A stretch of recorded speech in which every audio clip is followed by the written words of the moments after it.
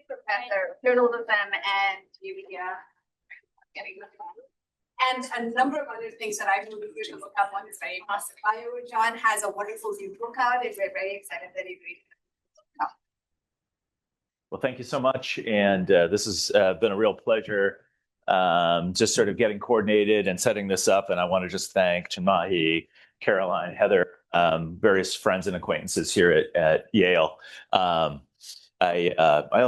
should say I was actually born in New Haven. I moved when I was 3, but I did live down the street. So it's always a real treat to come back. And my parents have fond memories. My dad was actually a librarian at the Divinity School back in the 70s, in addition to being a garbage man. So anyway, just a little bit of trivia about me. I know. So I'm here today to talk about AI and social media. And as you kindly pointed out, I published a book in October called Governing Babel, the debate over social media platforms and free speech and what comes next. That's MIT Press, and it's a trade book, so it has a kind of general audience.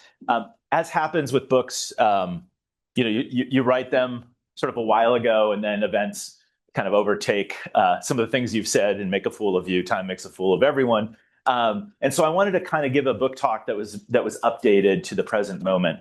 And roughly speaking, this is a narrative history that goes back 100 years through what I call the 100-year journey, which is essentially about the trajectory of American communications and media regulation through the 20th century. But it also has an acute global focus. And so I sort of do a tour de horizon of various countries and what they're up to, and talk about the DSA in Europe, and try to kind of bring it forward to making a case around regulation that would be 21st century compatible, light touch regulation that could help maybe get some of the problems we see on social media platforms under control. And it's not a detailed policy brief. I'm not a policy scholar, not a legal scholar, but I try to put forward something I call the response principle, and I'll kind of unpack that a little bit later on in this talk. So this is a kind of a riff on my book. And here's sort of the rough table of contents of the talk today. So I'll get to the headline in a second, but just the order of things. I want to look at our platform moment, what's going on with the platforms, and bring that up to date. Look at the policy landscape around platforms. Think a little bit about the context, the deeper context that frames the possibility for policymaking and regulation, what I call the kind of the epistemic context. And also think about, as I said, the regulatory future, in particular, thinking about a new digital regulator, something I'm calling the preparation standard. And so overall, the argument I'm going to make today is that whereas most policy efforts to meaningful policy efforts to regulate platforms in the United States have failed over the past 20 years, I think my argument is AI will be the catalyst that actually pushes us beyond the Section 230 moment, Section 230 being the kind of constitution of the internet, so to speak. And I'll talk more about that as we go along. Okay, so let's start with the landscape. So I want to argue that in some ways AI is becoming so important to the social platforms, to our communications landscape, that it's no longer just a feature, it's increasingly becoming the operating system. And a huge portion of our feeds, whether we're talking about TikTok or we're talking about Instagram or YouTube or Reddit or Facebook or Telegram, a huge portion of our feeds now are either AI generated, AI edited, AI curated. AI is touching the communications landscape ecosystem in a kind of saturated way. And I think we experience this through most prominently through the sort of AI slop that we all see, and I'll kind of reference that throughout.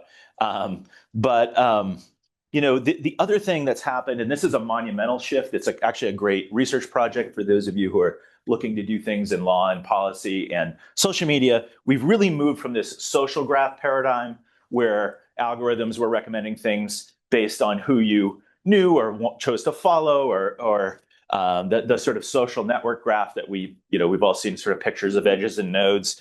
We're now moving towards this content graph, this interest graph. And it is a deeply AI project. It's a deep learning project.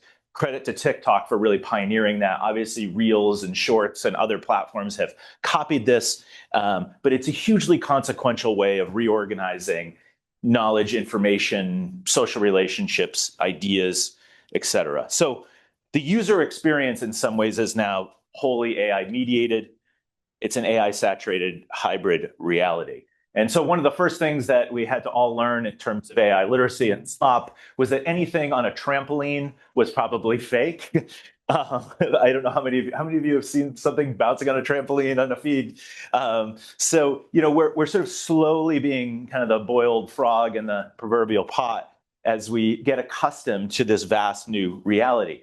Now, on the creator side, which I think is very consequential, there's a whole new suite of tools. You probably have heard of some of these, whether it's Sora 2 from OpenAI, VO 3 from Google, providing the opportunity to do all kinds of crazy and wild stuff in social feeds.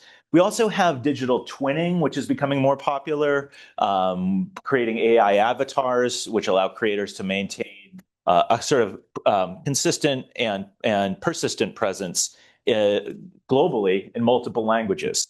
So we're starting to see this twinning phenomenon really take off.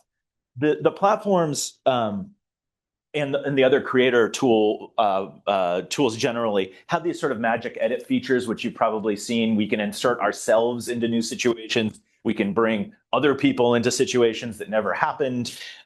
We can change clothing, backgrounds, lighting after filming, whatever we want. And it is now trivially easy compared to the old Photoshop days or the old video editing days.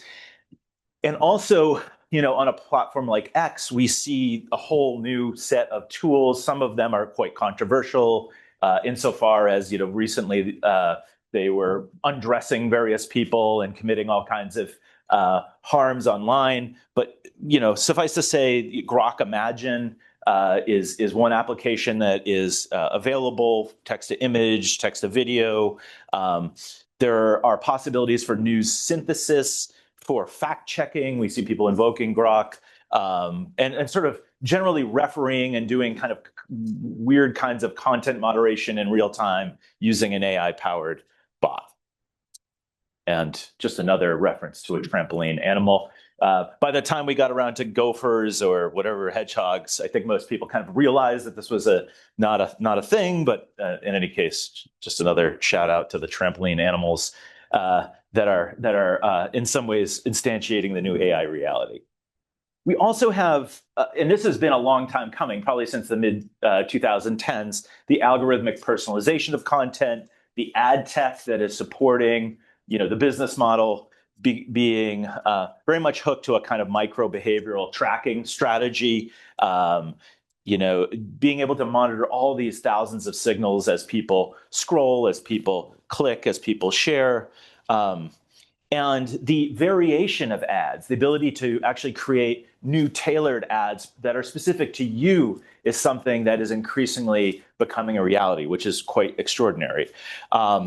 And social search, the ability to actually have the AIs search video transcripts, even video imagery in order to answer user queries is another major thing. Okay, so continuing on the sort of AI and platform landscape overview here. So defense has become a major issue because most of the platforms a bunch of years ago were saying, synthetic media, needs to be flagged, needs to be labeled, maybe needs to be taken down. And now platforms like Meta are actively encouraging creators to do all kinds of things with AI. They've been pushed to reform all of their AI policies because of creators. I'll talk more about that in a second. But it is true, and I have sort of friends in the content moderation world who are doing all kinds of startups and things that that exactly the technologies that enable all kinds of wildness and creativity, but also harm and abuse and deception and deepfakes. The very same technologies allow for detection at scale potentially if we can get good training data sets and good human in the loop oversight. So there's a kind of arms race dimension around, for example, disinformation, hate speech, fraud campaigns, et cetera, et cetera. The kind of emerging best practices have been to sort of watermark images, or there are even blockchain solutions around some of this in order to establish provenance of like true images that actually reflect photorealistic reality, as opposed to things that have been doctored or just straight up invented. There are also, there's also the rise of autonomous agents. So companies putting agents that have a degree of sort of unsupervised capacity to sort of handle the first tier of user reports or flag content. As you may know, content moderation is a global sort of industrial industry at this point, even as it's sort of contracted in the United States because of the Trump administration and Zuck and others pulling back. There's still a massive amount of content moderation being done by the likes of Meta and Google and the rest. So the introduction of agents to handle some of that content appears to be changing things. I just wanted to really bring things up to date. How many of you have heard about Moltbook? Okay, so almost everybody has heard about this sort of phenomenon in the last, it's really come out in the last few weeks, that a platform has been set up which is wholly for agents. So it started out as several thousand agents, and now it's up to like 770,000 agents, and humans are not supposed to participate. And it's a kind of Reddit-like branding campaign. I put a little red arrow at the top. The sort of tagline on the masthead, so to speak, is the front page of the agent internet. And so all kinds of things are sort of starting to be said about this. And it's actually provoking a lot of, I think, rethinking about how we might want to do content moderation and what are the implications of Moltbook. But suffice it to say, there are 700,000+ AI agents talking to one another, apparently building sub-communities, building satirical religions, thinking up new kinds of ways of dealing with humans. So Casey Newton, I hope all of you read Platformer. It's a terrific newsletter, and Casey's a great journalist. And so, just reading from his newsletter yesterday, one person's agent created a religion called Christafarianism, which I actually just pointed to, and built an accompanying website. Another man's agent found a post in which an agent complained that the humans are screenshotting us, leading other agents to propose an agent-only language for private communication. Nobody, by the way, knows whether, nobody knows what the sort of, I don't know if we can talk about ground truth in the space of like an AI saturated owned reality, but maybe we can. So it was also met with a lot of skepticism, as I'm trying to evince a bit. Many of the most popular posts about Moltbook on X turned out to be fake, including one post in which an agent appeared to dox its human's credit card, another purporting to show that agents had created a CAPTCHA to prove you were a bot by clicking verify 10,000 times in less than a second, and then multiple posts about agents wanting to communicate privately, which appear to have been promoting commercial services. And so, we're now all familiar with this. We're all familiar with this term deep fakes. And it seems like we now need a new word, which is for a Moltbook where a human is actually pretending to be an AI. I was trying to come up with some word. Maybe you should, write a article for the law review and like coin the term, whatever it is. It's not going to be deep fake. It's, I don't know, flesh, carbon bot or something like that. I don't know what it is.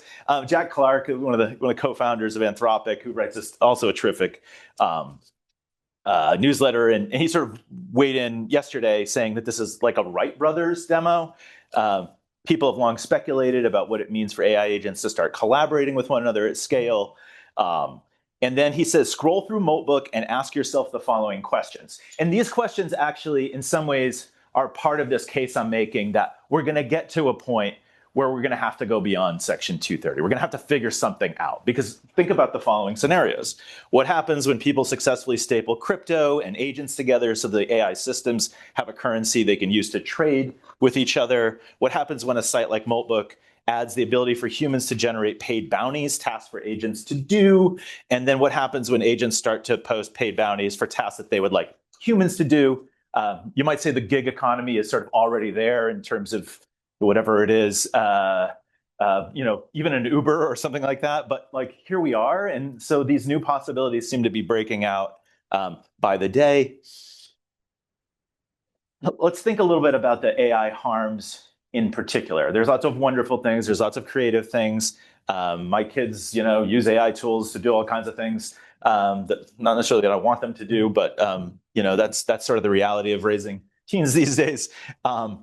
Here's the OECD's database on harm incidents, and you can see that ChatGPT was rolled out in November 2022, right at the end of 22, and that's the point at which we see news reports all over the world starting to depict the various kinds of harms that are possible. So we see a spike in that graph of I think this just records mainstream news reports of different AI controversies and harms. So in a place like Ukraine, which is seeing massive kinetic conflict, and the Russians, of course, are very good at disinformation, and the Ukrainians are also good at disinformation. And so it is no surprise that AI-generated deepfakes have been used, a zillion times in that conflict. And we're seeing, a kind of information arms race accompanying the battlefield arms race.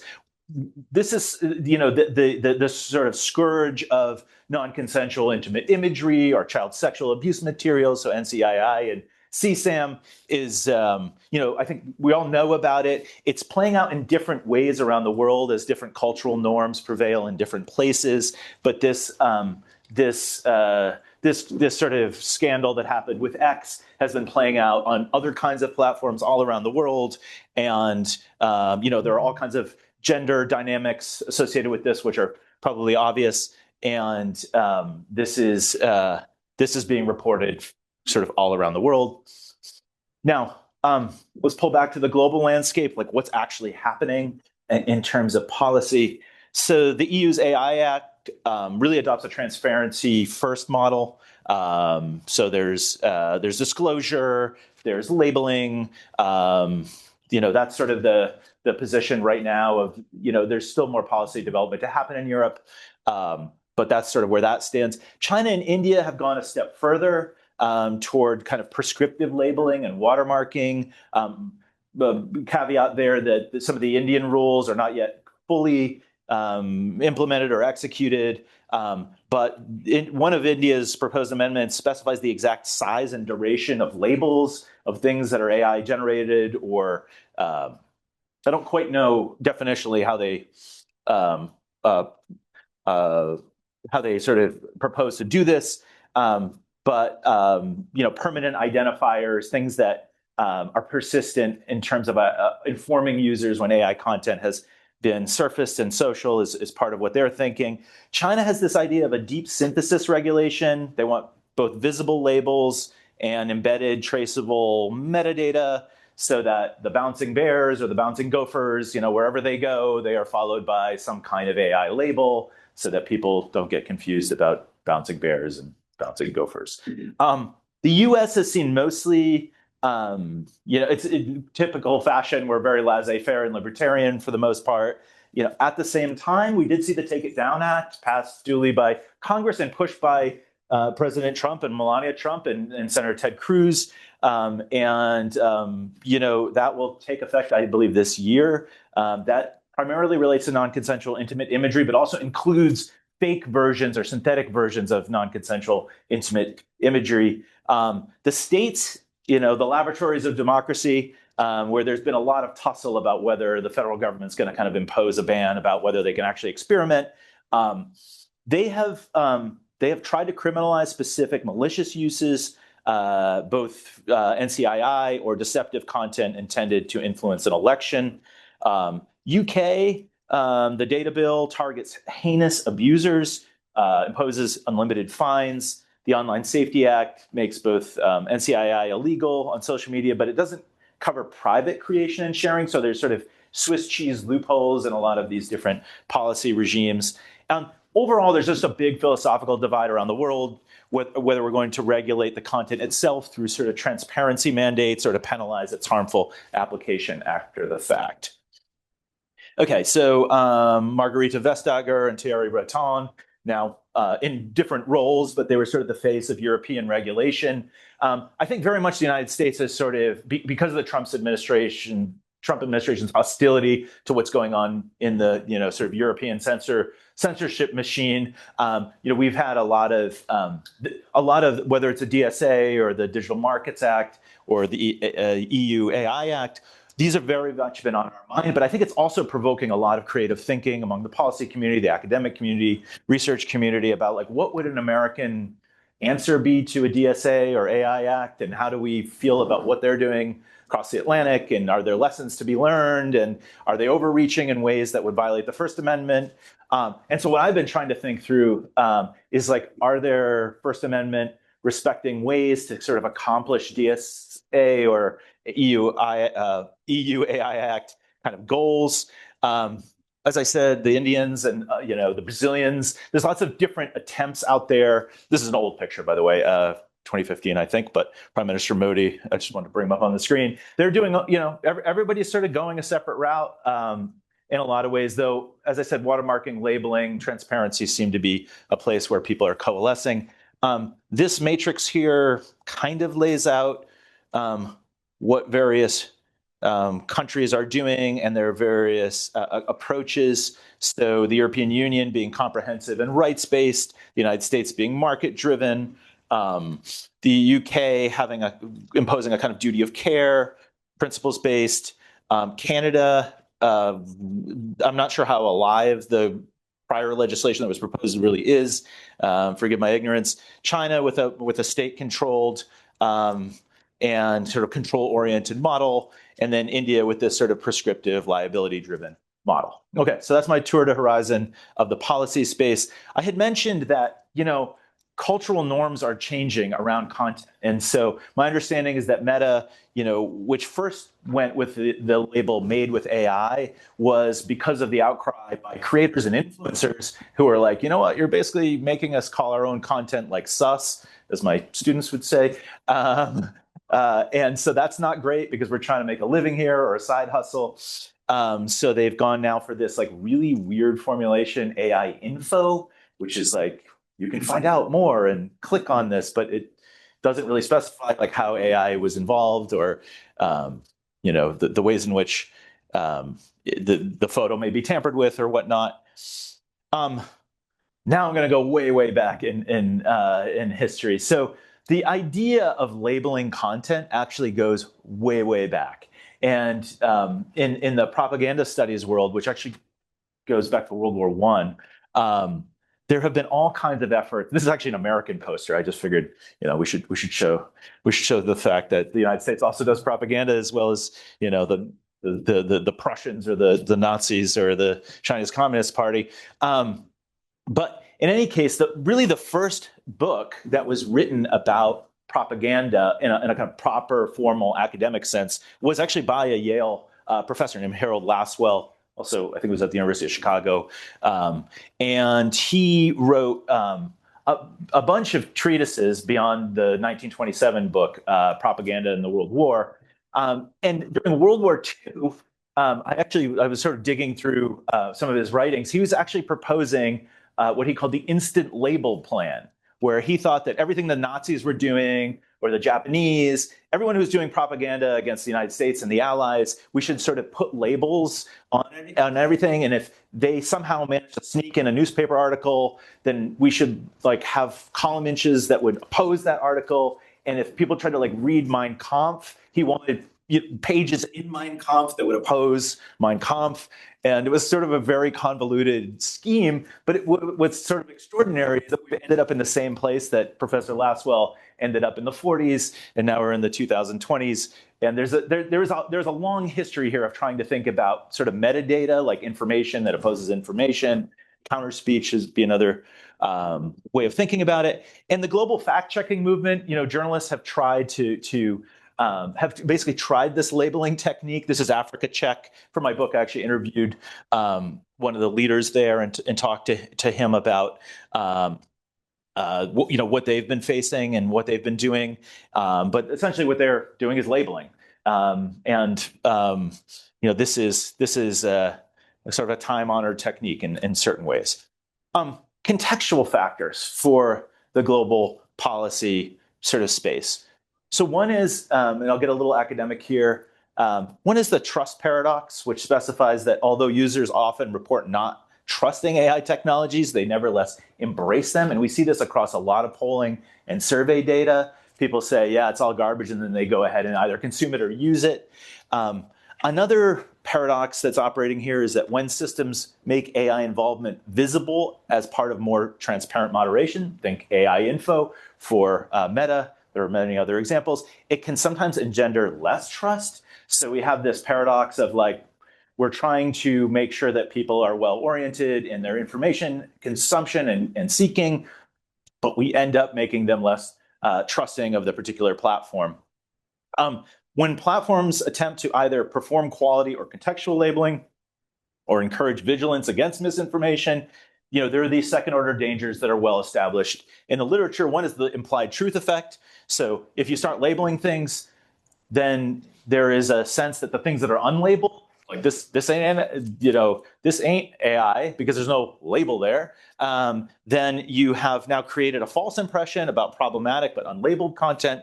And then there's something called the liar's dividend, which is as we create pervasive mistrust, it advantages the misinformers, the liars, those who would seek to use disinformation to their advantage. Overall, I would say, and this varies around the world, I'll get into that, users' degrees of trust, AI literacy, and technological acceptance remains really volatile and emergent. Some individuals exhibit a lot of opposition to AI. I actually see a lot of young people with those attitudes. Just an aside, it seems to me that the social media revolution in the early 2000s was youth-led. It does not seem that the AI revolution is being youth-led.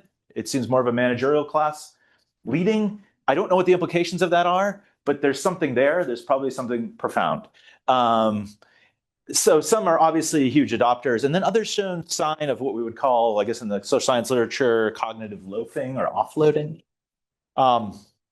We've done some research. This is US, UK, South Korea, Mexico, on just sort of AI and algorithmic literacy. And you can see variations even among pretty advanced economies that have, lots in common, that are democracies. There are just different literacy levels, even among somewhat parallel countries. So that's going to be a problem. There are also varying thresholds regarding things like hate speech and rights frameworks around the world. There's Eleanor Roosevelt. I like to show Eleanor Roosevelt. She's actually a character in my book, and an important player, I think, in the foundational space for this field. Over on the right is just a variety of sort of East and South Asian countries that are being asked, should people be able to speak their mind, or should we value harmony in society? And even among, notionally, culturally proximate nations, you see lots of variation and like, what's the threshold? Is this think about like, is this AI fake image actually harming people or is it not? And so we have a lot of different opinions about that, and they're changing rapidly. I wrote this piece over the summer about a post authenticity AI age, and this is the idea that like maybe we are getting to the point where people don't care.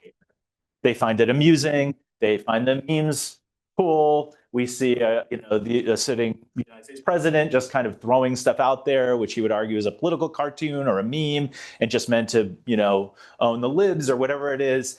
But maybe increasingly this sort of AI mediated reality will just kind of be the water we swim in, and we're all boiled frogs.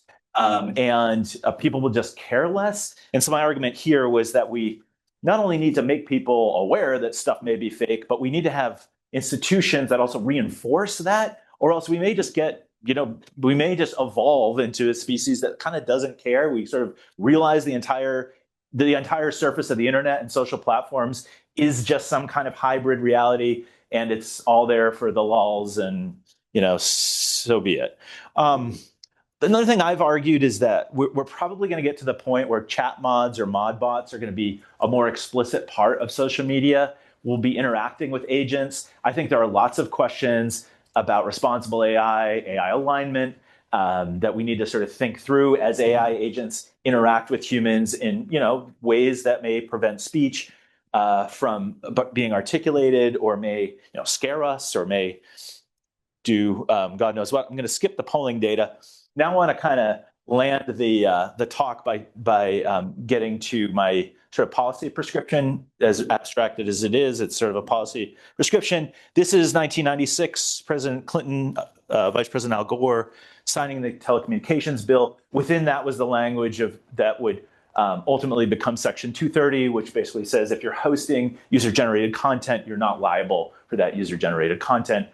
Much debated, very controversial now, but at the time, nobody really paid attention except for maybe Cox and White and the other folks in Congress who authored the bill. But it became very, very consequential as all of these different kinds of harms and have proliferated across platforms. So far, our idea has been let's shame them. Let's get the tech CEOs up to the hill.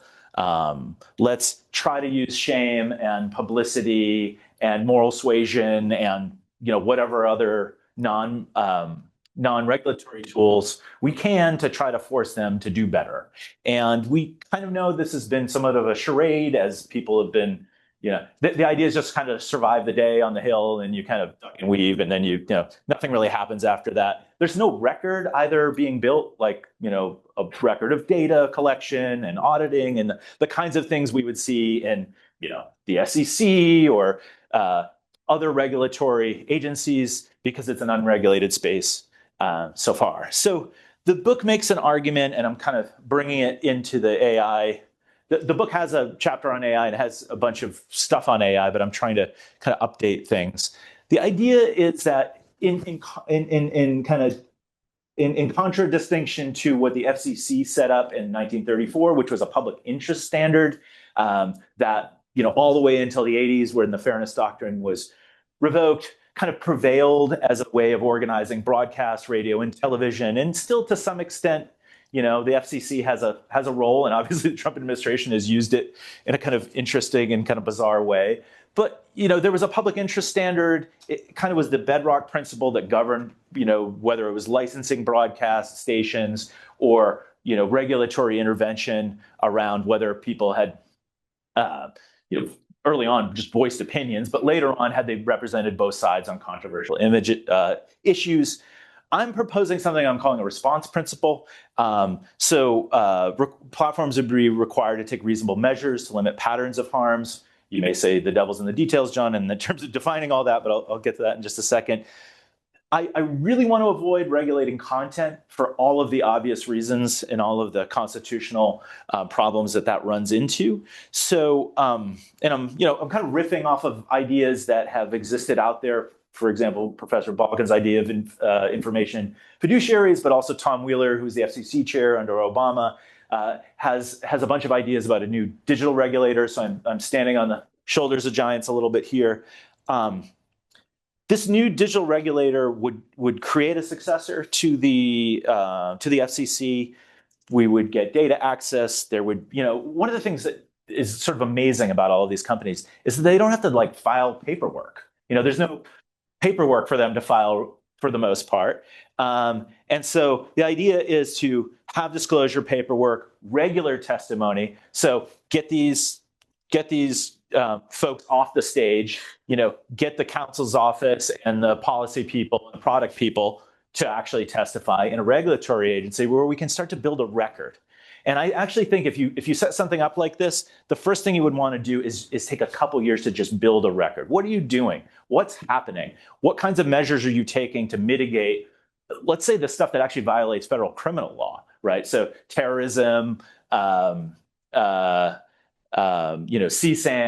now NCII under the Take It Down Act, fraud, all that kind of stuff. What are you actually doing? Because we don't have a real record there. The FTC occasionally will go after them for bad behavior, but we don't really have a baseline.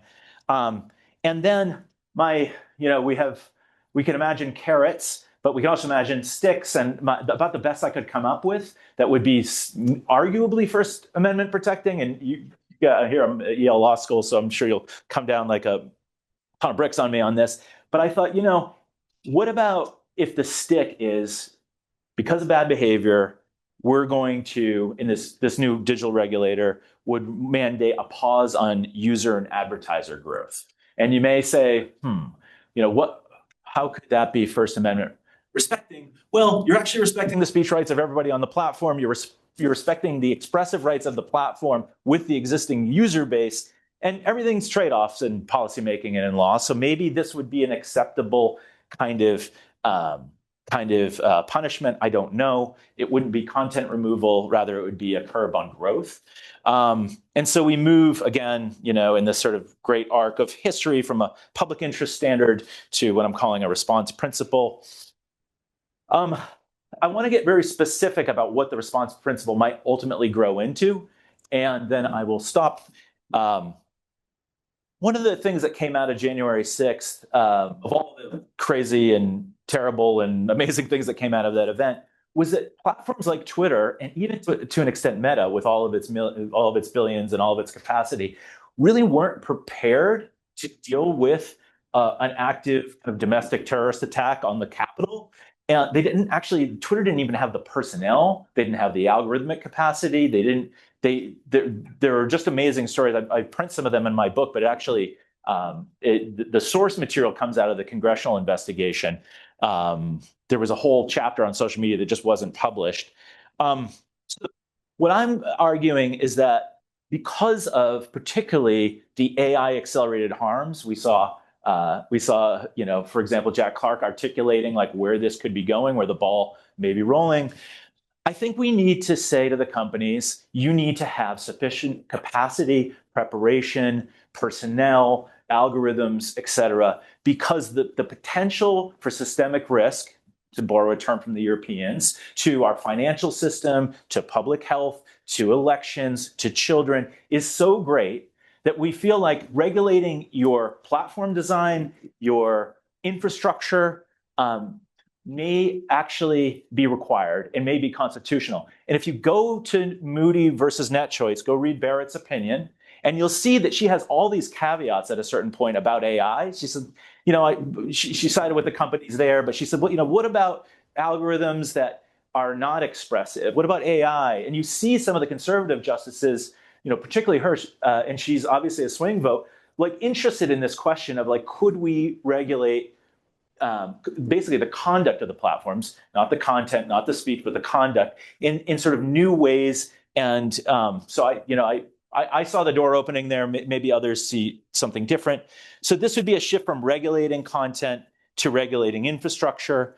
Social platforms are complex socio-technical systems like railroads or chemical plants, planes, aviation, nuclear plants. We have, in all of these regulated industries, we have preparation standards, and they have to do stress tests, and they have to do a variety of things. And I think if we started there, in a place that might be constitutionally, that might pass constitutional muster, we could start to build a regulatory agency that's on solid First Amendment grounds, also may mitigate some of the biggest harms that we've seen in our society. And I am under no illusions that the lobbyists would not, line up in droves. There'd be a whole cavalcade, I'm sure, on the Hill saying, no, don't do this. By the way, I'm not the only one sort of saying these things. As I said, there are many other policy thinkers who are thinking about a new digital regulator. And the likes of Elon Musk and the likes of others who own platforms such as President Trump, through social, many others will oppose something like this. But I think, the 100-year journey in American communications and media regulation has seen various trade-offs. We've had to be creative. Often new technologies have forced us to think up new solutions that just didn't exist prior. We just didn't know how to deal with these technologies. And so, what I'm trying to do is make the case, and I hope I've done so reasonably well today, though I'm sure I'll get a lot of criticism too, that we can do this, that there is, I think, a policy moment opening.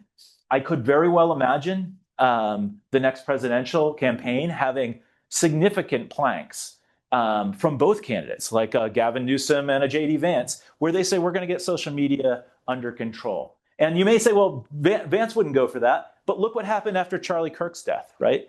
All these conservatives said, well, wait a minute, we don't want Charlie's death autoplayed all over platforms, right? To me, that's an interesting moment. Revealed preferences, right? By the conservative camp. Maybe there are limits. We see the First Lady and the President saying, we don't want non-consensual intimate imagery, accelerated by AI technologies, right? We see some common ground between liberals and conservatives around like getting things under control.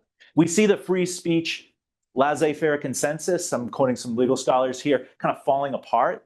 The far left and the far right starting to reconsider either the First Amendment maximalism or the free speech libertarianism. We see lots of change, and I could imagine 2028 being a campaign where we see a lot of action around getting social media under control, getting AI under control. I'm under no illusions that the policymakers will do the right thing and do it intelligently, but I think there will be a moment, and I think it may be coming soon.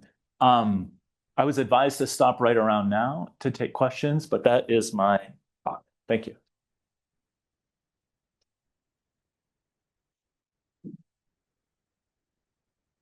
Yes. Thank you. This was super interesting.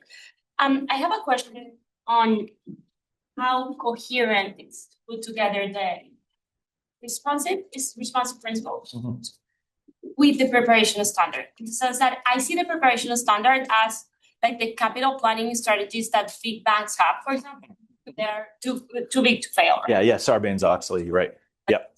Intervene in infrastructure to be prepared and to do what you can do in advance. But then you have this other principle, which actually talks about the results. Yeah. I know you're proposing a duty of care that's not exactly the one that has been discussed earlier. Yeah. For example, in the kids only safety app, in the sense that you are measuring patterns of harm, individual harms, but still you are asking them to prevent or mitigate harms that they can't entirely control. Yeah.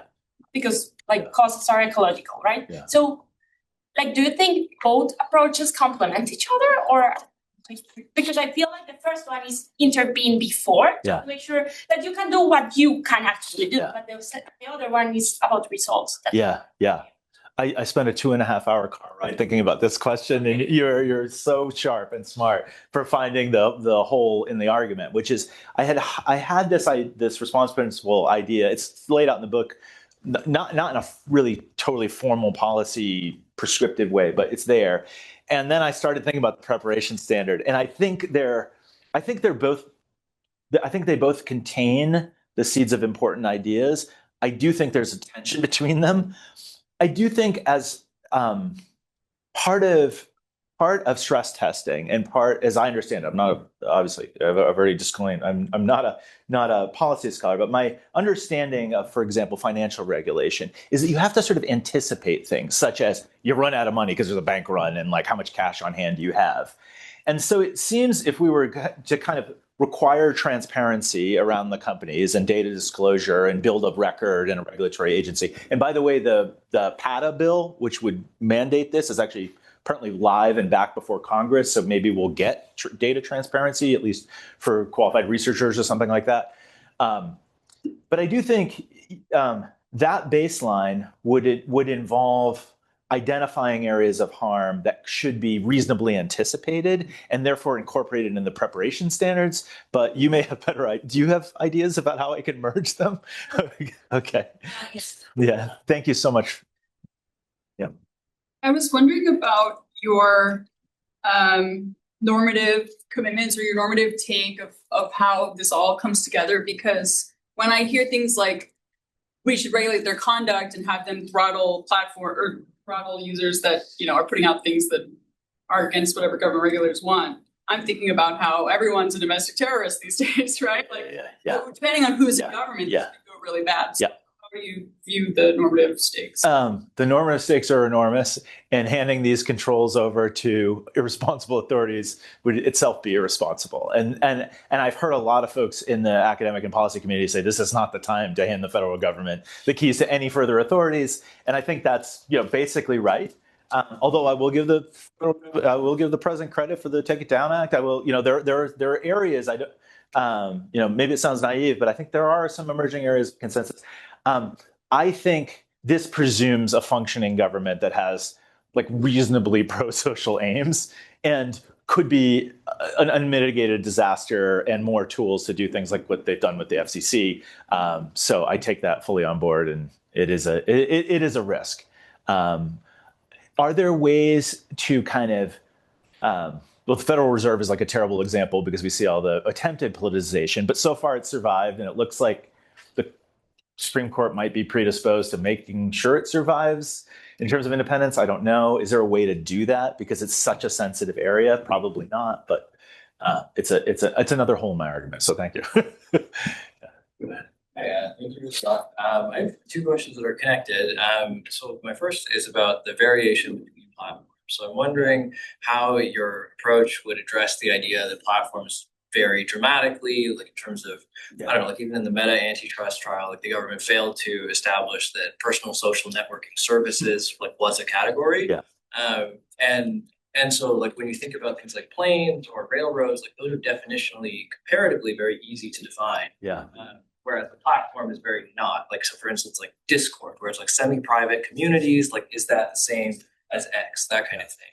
And so I was thinking about whether the focus on the platforms might be better shifted elsewhere. So this is kind of question 2, where you were talking about the provenance of like generated or edited images, and that like labeling approaches were not working very well.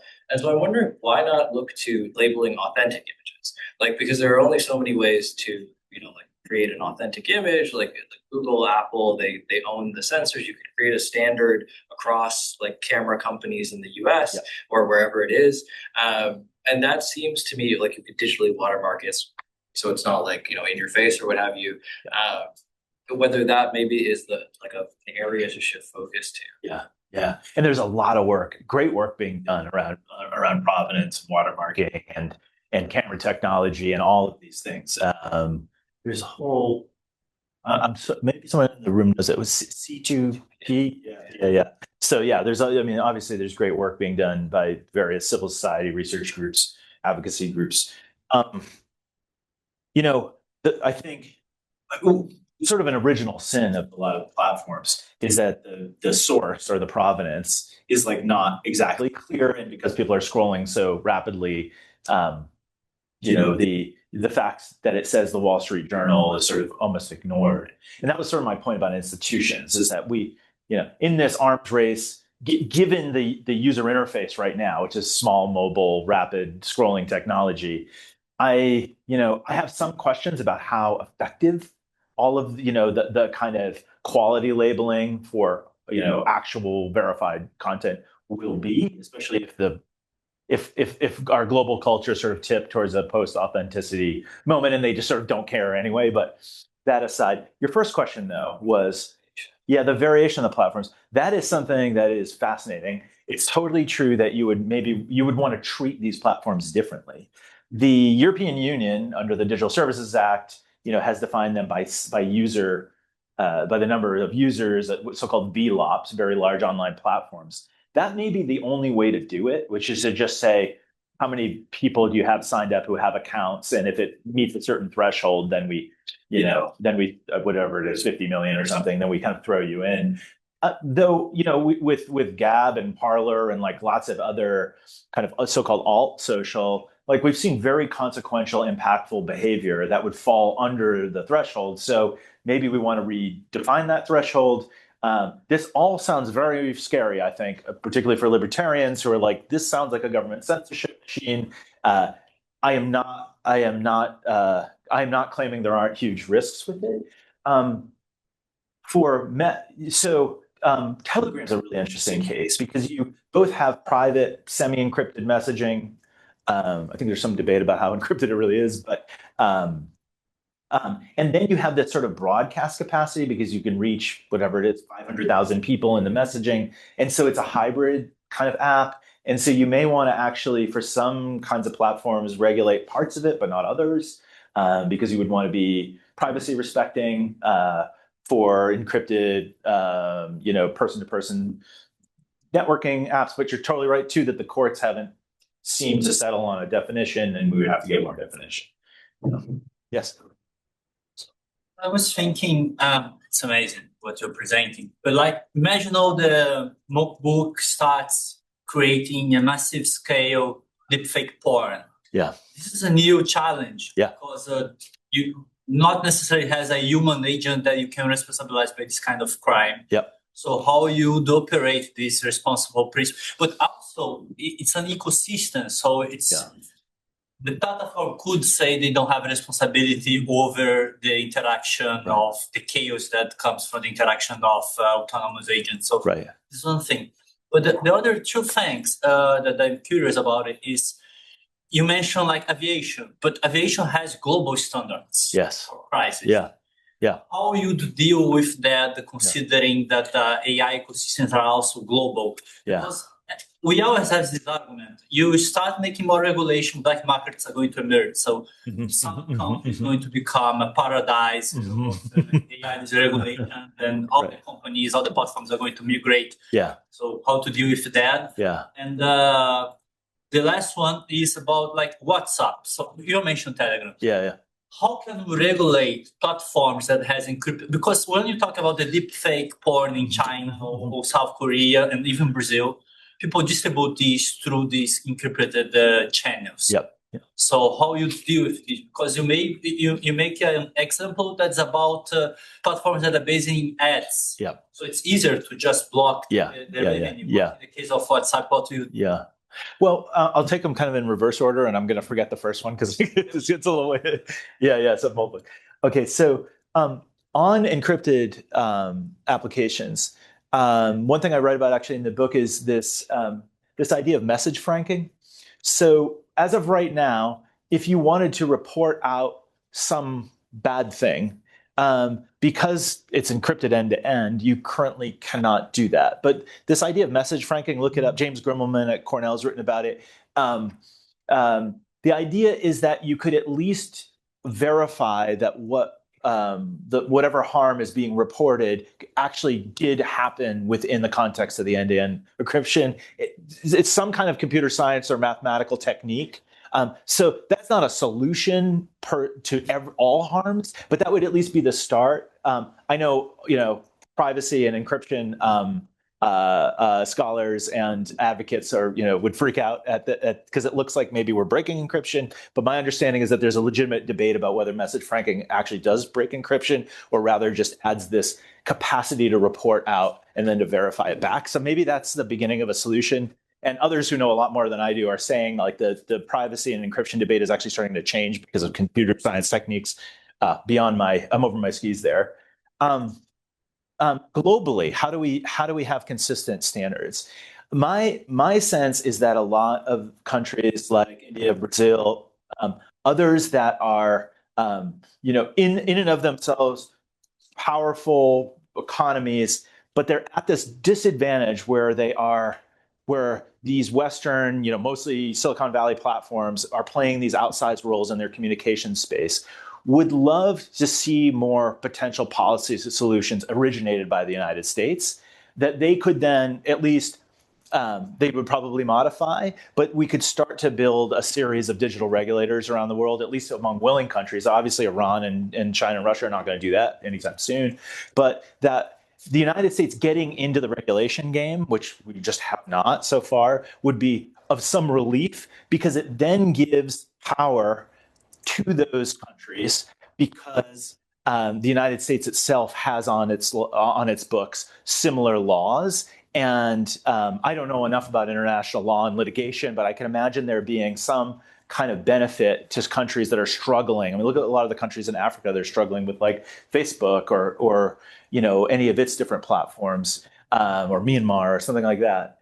And so I think there could be a benefit, and that's really the central argument of the book, of the United States having an answer to the Digital Services Act. So I'm hoping that's true. In terms of the Molt book example, which is a totally fascinating example of autonomous, unsupervised agents just sort of running wild and building their own sort of media worlds. I have to think this is already going on in miniature and lots of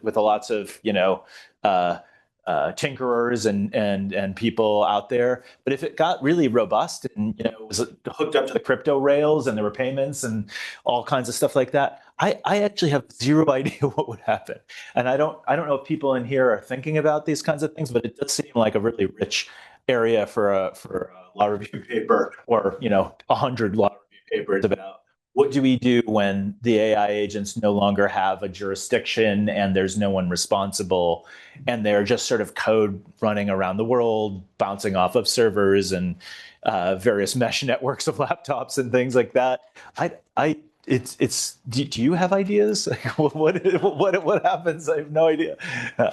It's a confusing. I mean, there was this talk a while ago, like we're just gonna have to like bomb the data centers or something like that at certain points, and people have actually thought about these kinds of ideas a bit. But then, what do you do with an agent that sort of slips through, as I said, borders and technological regulated spaces? I don't know, but there's a lot of law to be written, and I trust you'll write some of it. Yes. Okay. Yeah. What do you think have caused the big divergence in the AI regulations among different jurisdictions that you have mentioned? Yeah. For example, do you think it is a result of some divergence in the public culture, some past dependency, or it is just because of the influence of the interest group or the geopolitical considerations? Yeah. All of the above, I think. Yeah. I mean, the sort of the classic formulation, is that China has a kind of state model, Europe has a rights-based model, the US has a market model, so I have to think it has to do with political culture, but also prevailing norms among leadership in each of the various countries or clusters of countries. I do think they're going to start to deal with common problems, and we'll probably start to learn more and more from one another. And we haven't seen a lot of that yet, in part because the United States really hasn't had an appetite for federal regulation. But I do think that's coming. And one of the things I argue in the book is that regulation in the space of technology and communications takes a long time. I mean, it took, from the sinking of the Titanic when people were freaking out about shortwave radio, all the way to the foundation of the FCC. It took more than 20 years. Zuck invented Facebook in his dorm room 2004, so we're about 22 years in. Radio and television took a very long time to regulate, however imperfectly. And then there was a lot of learning around the world. So people saw what the United States was doing, and they started doing things. And I don't think we have enough sort of learnings on the table yet. But I suspect some of the laws and policies will look more similar as time goes on. But I do. But that's just a prediction. I don't know if it's going to happen. Do you have thoughts on that? On the question? Okay, it was a great question. Thank you. Yes. Hey, thanks. Really interesting talk. So I have a question about sort of maybe related to the previous question. So I think that actually the First Amendment has a lot to do with the fact that you don't see a lot of regulations in the US. And I'm wondering if you have any thoughts on how that would relate to things like watermarking in particular. So at one point in your talk, you discussed this like 100-year-old Yale professor or something, right? And so that would clearly not be unconstitutional if like the government like forced people to like put extra messages because you're obviously then changing the content of the message of the speaker. And I think on the other hand, I think it's probably okay to have just like require watermarking in the metadata because you're not really like affecting the message.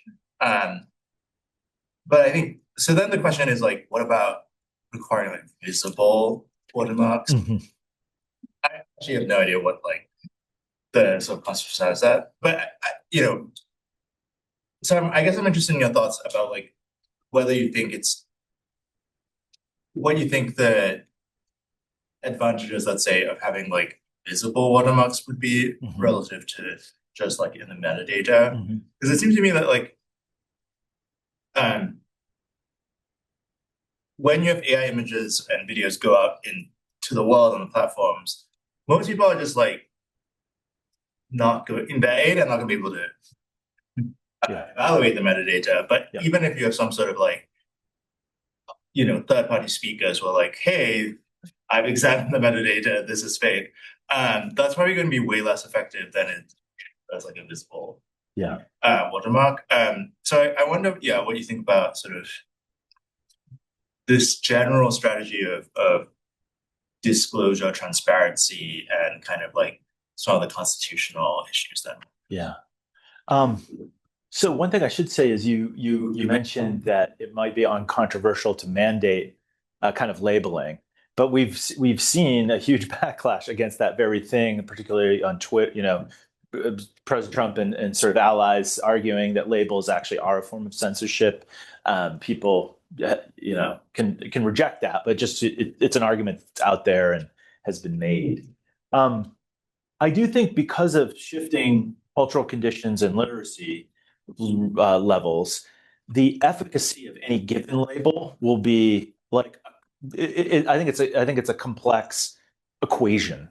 I think there's also this phenomenon where I guess it's the crying wolf phenomenon, which is as people sort of get inured or conditioned to seeing lots and lots of labels, they start to ignore labels, and labels don't have efficacy anymore. So it tends to be that you need sort of targeted, specific labels that that address particular kinds of harms and that have some eye on people's literacy levels and like tolerance for like another label.